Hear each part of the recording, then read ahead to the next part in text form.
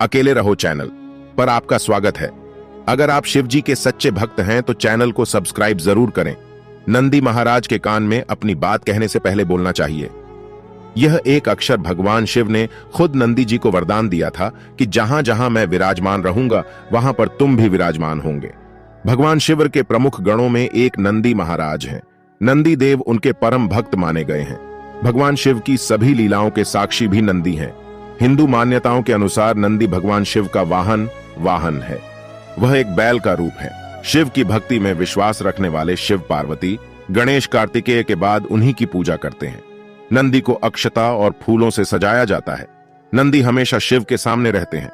दरअसल भगवान शिव ने खुद नंदी जी को वरदान दिया था कि जहां जहां मैं विराजमान रहूंगा वहां पर तुम भी विराजमान होंगे। इसी के कारण शिव जी और उनके परिवार के साथ नंदी भी विराजित रहते हैं। ऐसे में जब हम शिव मंदिर जाते हैं तो शिव जी की पूजा करने के साथ साथ नंदी जी की पूजा करते हैं। इसके साथ ही उनके कान में अपनी कामना कहते हैं। लेकिन क्या आप ठीक ढंग से अपनी कामना को कहते हैं? जानिए नंदी को कामना कहते समय किस अक्षर को सबसे पहले बोलना चाहिए। शास्त्रों के अनुसार माना जाता है कि शिव जी अधिकतर समय तपस्या में लीन रहते हैं। ऐसे में नंदी जी ही वहीं पर तैनात रहते हैं जिससे कोई भी उनकी तपस्या पर विघ्न न डाल सके।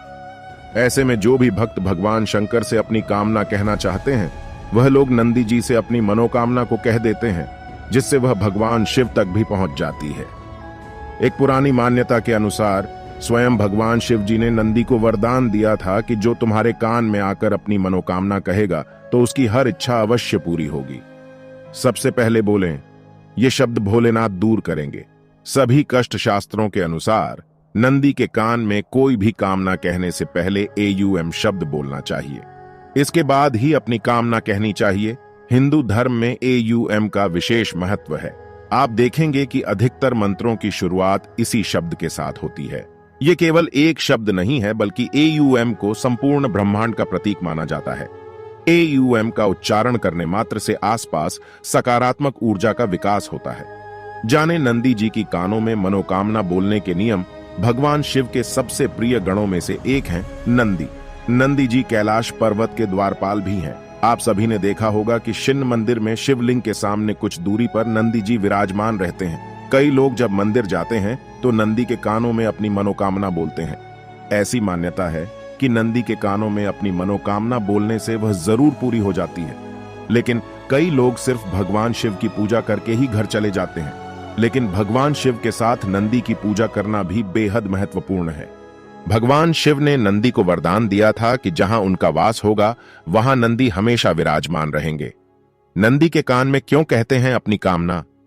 शिव मंदिर में पूजा पाठ करने के बाद भक्तगण वहां पर विराजित नंदी जी की पूजा करने के साथ उनके कान में अपनी मनोकामना कहते हैं। शास्त्रों के अनुसार माना जाता है कि शिव जी अधिकतर समय तपस्या में लीन रहते हैं।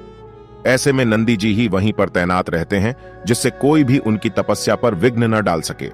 ऐसे में जो भी भक्त भगवान शंकर से अपनी कामना कहना चाहते हैं वह लोग नंदी जी से अपनी मनोकामना को कह देते हैं, जिससे वह भगवान शिव तक भी पहुंच जाती है।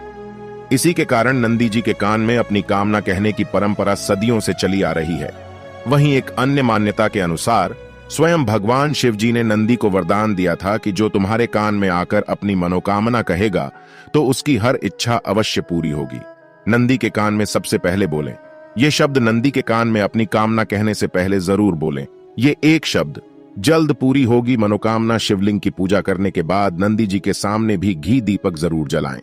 इसके बाद नंदी महाराज की आरती करें और किसी से बिना बातचीत किए नंदी के कानों में अपनी मनोकामना बोल सकते।